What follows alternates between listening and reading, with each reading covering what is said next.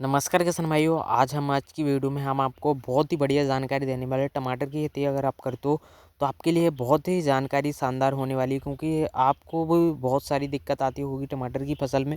बहुत सारे फल फूल झड़कर ख़राब हो जाते होंगे, फलों की साइज़, फलों की चमक नहीं बढ़ पाती होगी और फल बहुत सारे आते हैं लेकिन झड़कर ख़राब हो जाते हैं। तो इसमें लॉस हमें ज़्यादा देखने को मिल सकता है। उत्पादन हमारा बिल्कुल ना के बराबर निकलेगा, समय से पहले फसल नष्ट हो जाएगी, रोगों से फसल ख़राब हो जाएगी। तो इस तरीके की अगर आपको भी समस्या दिक्कत देखने को मिलती है तो किसान भाइयों, आपके लिए ये बहुत ही शानदार वीडियो है, क्योंकि हमने जो अपने पौधे में जो भी फर्टिलाइज़र, खाद, दवा स्प्रे लिया हुआ है उसका बहुत ही शानदार लेवल पर रिजल्ट भी बढ़िया मिला हो और उत्पादन भी बढ़िया तरीके से निकल रहा है। तो किसान भाइयों, वीडियो के एंड तक ज़रूर बने रहना, जिससे आपको कम खर्च में और कम लागत के अनुसार आपको बहुत बढ़िया तरीके से रिजल्ट भी मिलेगा और फसल भी स्वस्थ रहेगी, उत्पादन भी दोगुना मिलेगा आपको अपनी फसल से। तो किसान भाइयों, वीडियो के एंड तक ज़रूर बने रहना।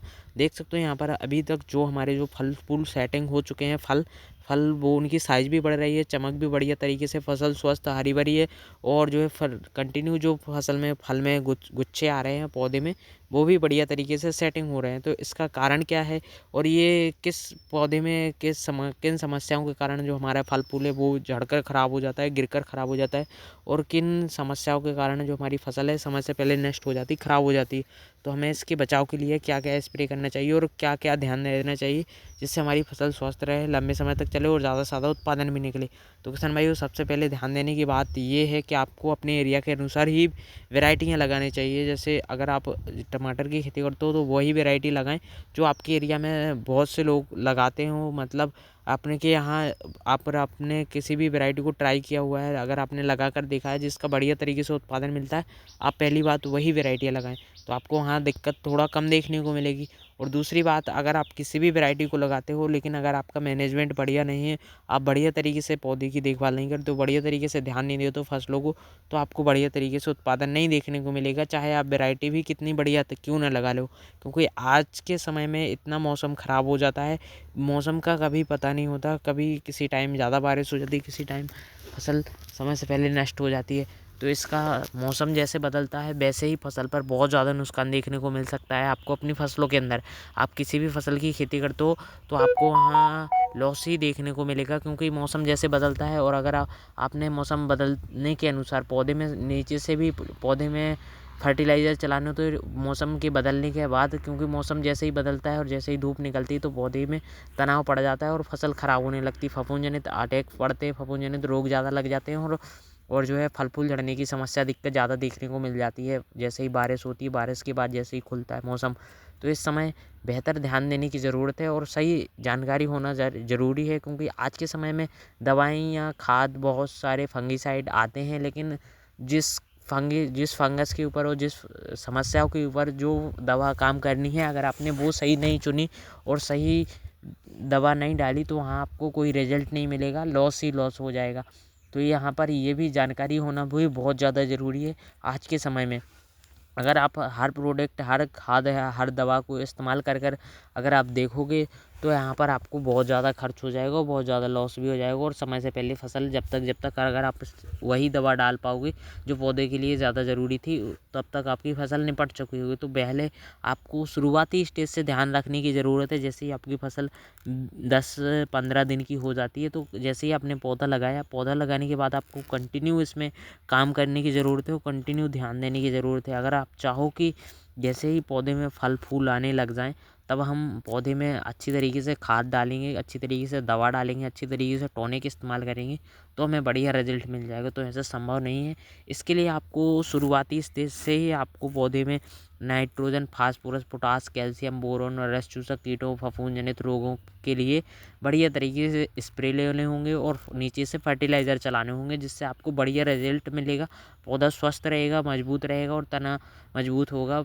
पौधा जड़ों से ही मजबूत बनेगा, जिससे आपको पौधे में इतनी क्षमता होगी कि आपको वो बढ़िया तरीके से उत्पादन दे सके।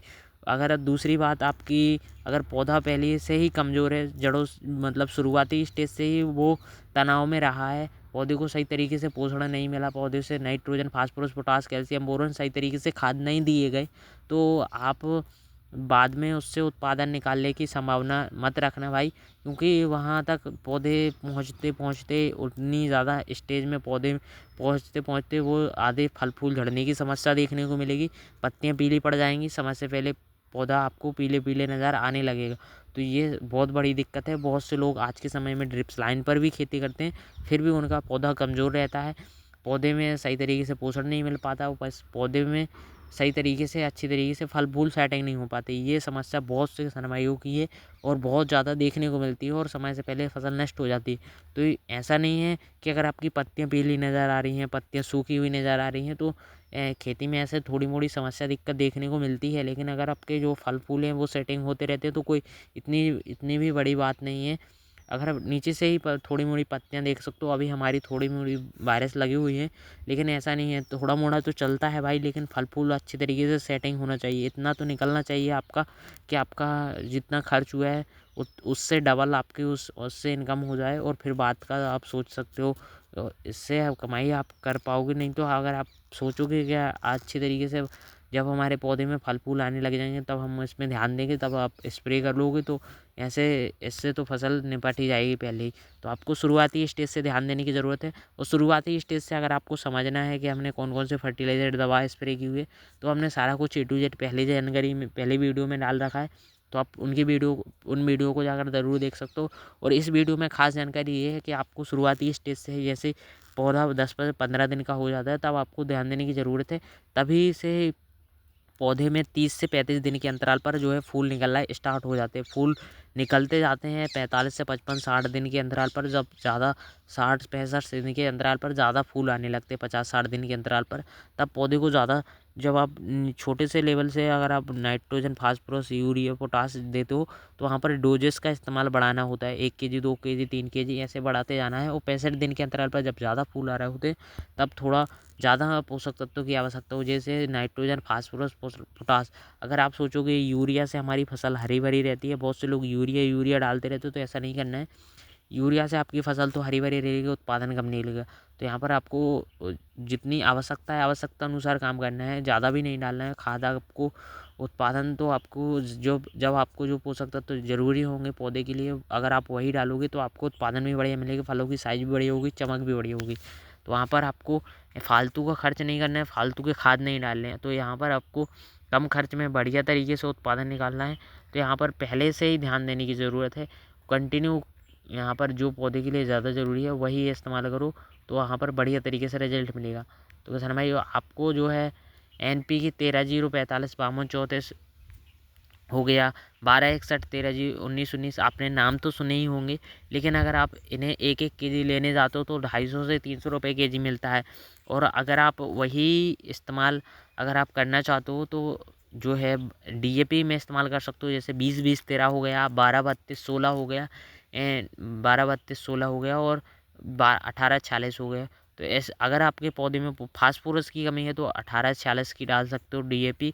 और अगर आप तीनों देना चाहते हो नाइट्रोजन, फास्फोरस, पोटास, तो आप 12-32-16 या 20-20-13 ऐसे डाल सकते हो, ड्रिप से छोड़ सकते हो। 15 दिन के अंतराल पर ये शेड्यूल आपका बढ़िया तरीके से काम करेगा। DAP में आप आप अगर बोरी देखकर अगर आप इस्तेमाल करते हो तो वो आप डालना छोड़ दो भाई, क्योंकि आपको उसके अंदर क्या मिल रहा है, आपको नाइट्रोजन, फास्फोरस, पोटास, इस पर ज़्यादा ध्यान देने की ज़रूरत है। आपको ये तीनों मात्रा मिल जाएंगी, आपको किसी भी बोरी में आप ले सकते हो किसी भी कंपनी का, जो आपको बढ़िया तरीके से मिलता हो भाई वही दे, लेकिन बढ़िया तरीके से काम करे वही आपको ज़रूर डालना है। नहीं तो यहाँ पर होगा कि आपको रिजल्ट भी बढ़िया नहीं मिल पाएंगे। तो हमने जो इस्तेमाल किया हुआ है IPL का जो है 12 जो है पोटास आता है MOP वाइट पोटास के नाम पर, तो वो भी बढ़िया तरीके से काम करता है फसलों के अंदर।